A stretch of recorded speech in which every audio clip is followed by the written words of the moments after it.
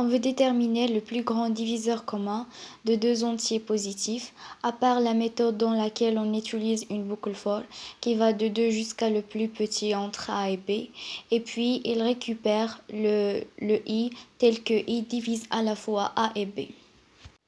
Mais la méthode qu'on va utiliser ici est basée sur deux étapes principales.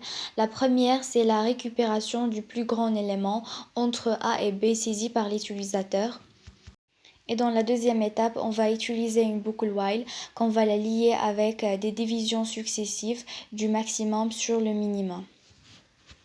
D'abord, on déclare les variables a et b qui sont de type entier, ainsi que le minimum et le maximum. On va noter le minimum M minuscule et le maximum M majuscule, ainsi qu'une variable c qu'on va l'utiliser comme une variable intermédiaire et qui va nous aider dans la deuxième étape. On écrit printf et puis saisir les deux nombres a et b. Saisir a et b.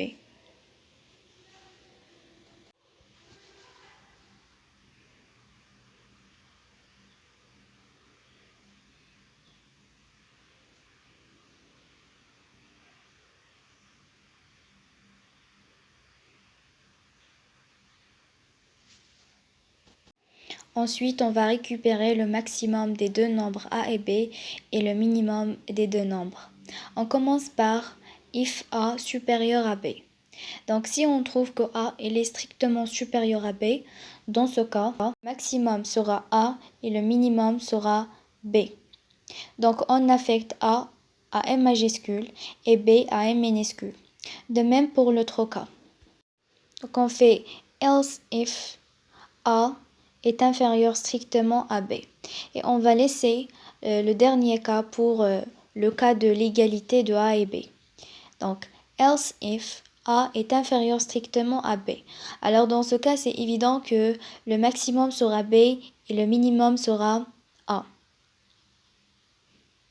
Cette étape est très importante dans cette méthode parce qu'on doit d'abord déterminer le max et le min. Dans le dernier cas, c'est-à-dire le cas où a égale à b, ici on va afficher le message suivant. On va dire à l'utilisateur que a égale à b. Comme ça, on récupère le maximum de a et b et le minimum de a et b. Et ça va nous permettre, dans l'étape suivante, de faire la division de M majuscule sur le M minuscule. On fait while le reste de la division de M majuscule sur M minuscule est différente de 0, parce qu'on veut dire tant que le reste de la division de ces deux nombres est non nul, on va à chaque fois diviser le petit m par le reste.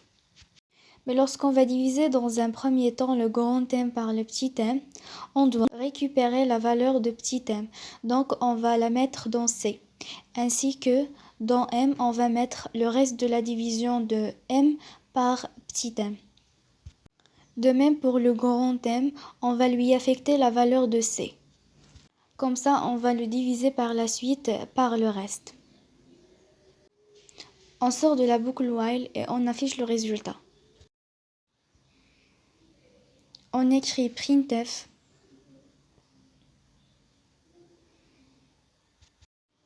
le PGCD de a et b est. Donc ici, lorsque le reste sera nul, on va prendre la valeur stockée dans petit m et on va l'afficher, étant le PGCD de a et b.